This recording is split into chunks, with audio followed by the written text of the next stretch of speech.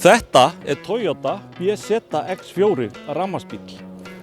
Takið eftir hérna framhlutanum á þessum bíl. Við verður að segjast eins og að hann mjög spesa framan. Þið sjáu, hann svakalega svona kantaður hérna. Hér ekkert og hérna niður í svona smá svona ígildi loftintaks, eitthvað svoleiðis. En hann rosalega, þetta kemur mjög vel út. Hann flottur að framan þessi bíl.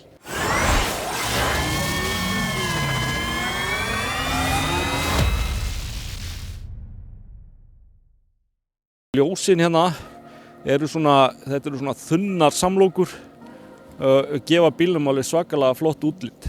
Hérna ofan í síðan eitthvað sem mig langar að sýna ykkur hérna, ef ég get fundið hvernig á að opna þetta. Ef við kíkjum hérna aðeins, já, þetta hérna sjáu þið. Hér hvorki meira en minna en þessi ljómandi fíni rafmótor sem gefur hvorki meira en minna en 204 hestöfl eða 218 hestöfl eftir hvort hann fram- eða fjórhjóladrifinn. Það sem kannski stingur mest í augu hér að hér bleikt rúðupiss í boði. Hérna sjáum við að þessi bíl sem við erum að prófa hérna, þetta aldrifstýpa og ég ætla að kíkja aðeins aftur í hann og sýna ykkur hvað það að sjá. Það rafmagnsdrifin afturhleri á þessu. Þetta náttúrulega þvílíkt í anda Toyota hérna. Þetta eru svaka græjur hérna sem eru bara tilbúnar hérna til þess að geyma með að maður hleður í bílinn í hérna fríið. Nú hérna erum við með ljómandi farangursgeymslu. Við erum að tala 452 lítra, en ef við tökum til dæmis Audi e-tron eða ID4 eða eitthvað svolítið samkeppnisaðila, þá eru þeir bílar með reyndar aðeins stærra farangursrými. Þeir fara yfir 500, það eru 520 lítrar í til dæmis Audi e-tron. Nú, það skemmtilegt frá því að segja eins og þetta hérna sem nú alltaf smá vesinn með.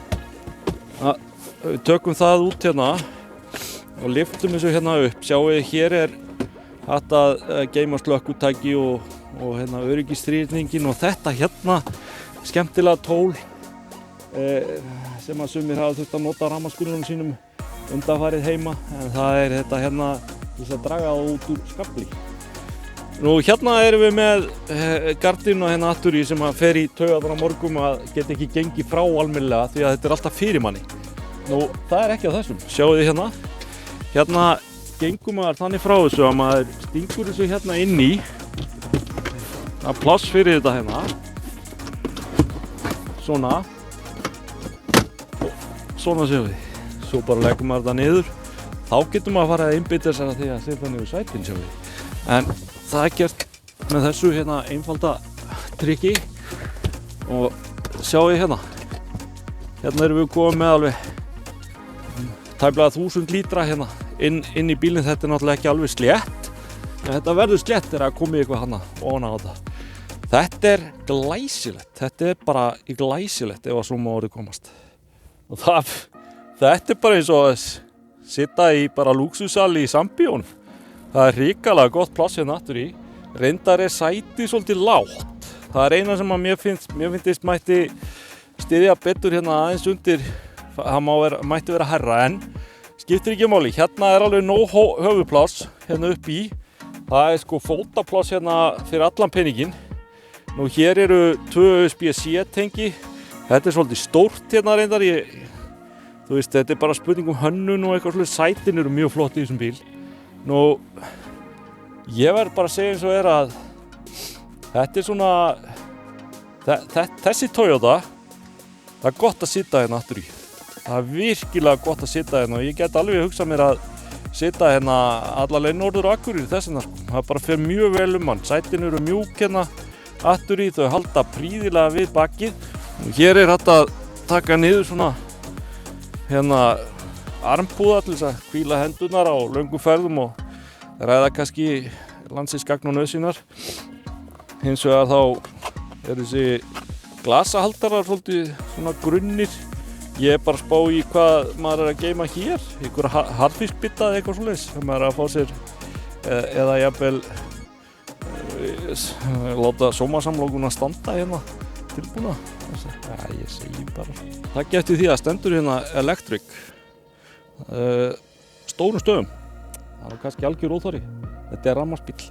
Nú ef við opnum hérna þetta lok þá sjáum við hérna hleðslugáttina en hann tekur alltaf 150 kW á hraðhleðslu og hann að taka einhvers staðar í kringu 6 í heimahleðslu 6 kW sem reyndar aðeins minna heldur en hjá samkeppnisaðilanum sem allt upp í 11 en það kemur kannski ekki að sögn. Þetta mjög snyrtilega frá gengi allt saman hérna. Það þarf ekkert átaki að loka þessu, sjáðu. Þetta bara svona létt hérna, smelt hérna og svo loka maður þessu náttúrulega bara þegar maður búinn. Hafið þið tekið eftir því á öllum þessum rafbílum þá svona svakaleg hurð til þess að stíga í samband og þið sjáu að þetta stendur svona út í loftið. Þetta alveg, finnst ykkur þetta ekki fáránlegt að ég seti í samband, svo sný ég mig við og labba á þetta, þannig að ég rífi þetta kannski af eða einhver sem að labba fram hjá bílum. Þetta ekki smá hurð, þetta bara eins og farþegahurð liggur við. Það eru smáatriðin sem skipta máli. Sjáu þið hérna þessa spoilerblipa hérna, þetta nánast svona eins og stél á bílnum. Þetta svolítið smart, brotið svolítið svona upp hérna spoilerinn á honum. Þetta náttúrulega gerir bílinn gefur hún ákaflega góðan svip. En ég tek eftir einu hérna, það engin afturúðuþurrka á þessum bíl. Það hefur alltaf verið troðið á alla bíla í gegnum tíðin en það vantar á þennan. En nota bene, það fer að bleita af þessu þegar bílinn þannig loftaflfræðilega séð að það sogast allt í burtu hérna þegar hann að keyra, það ekki? Þetta bara eins og maður sé að keyra stóran og stæðilegan bíl. Hann bara stinnur og þægilegur í akstri. Ég ætla að snúa hérna. Aðeins að sjá hérna beygjuradíusinn á honum. Já, hann ágætur en hann ekki eins og á til dæmis Volkswagen ID4. Ef ég aðeins svona ber hann saman við þann bíl til dæmis. Af því við höfum verið að taka nokkra týpur af þeim.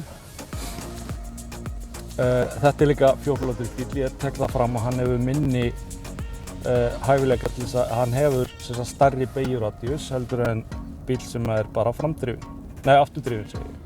Afturdrifinn bíll hefur ekkert til þess að trufla beygjuradíusinn.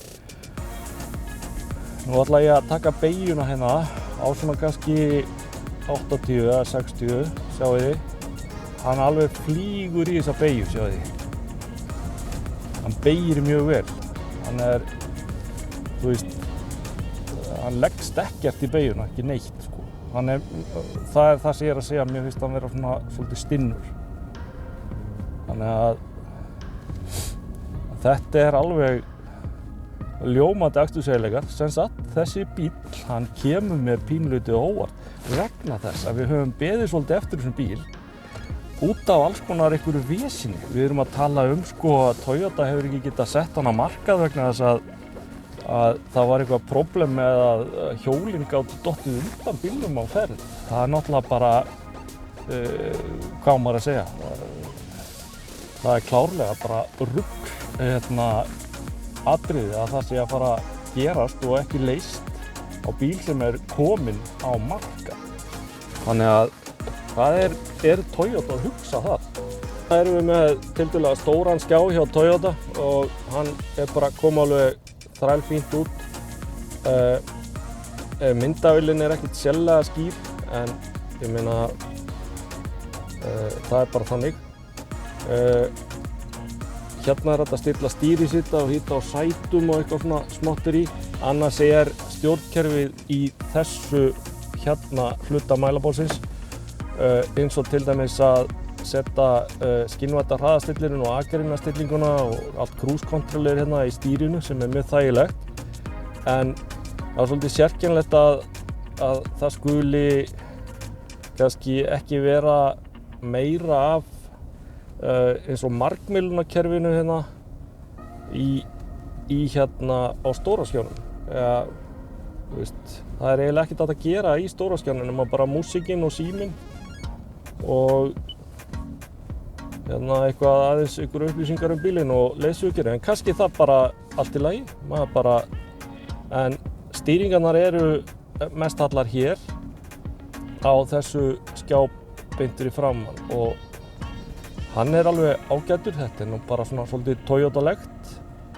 Hann er bara, sjáu það að sem sagt user interfaceið, ef maður má segja sig svo, það er ekkert að hrópa neitt á mann.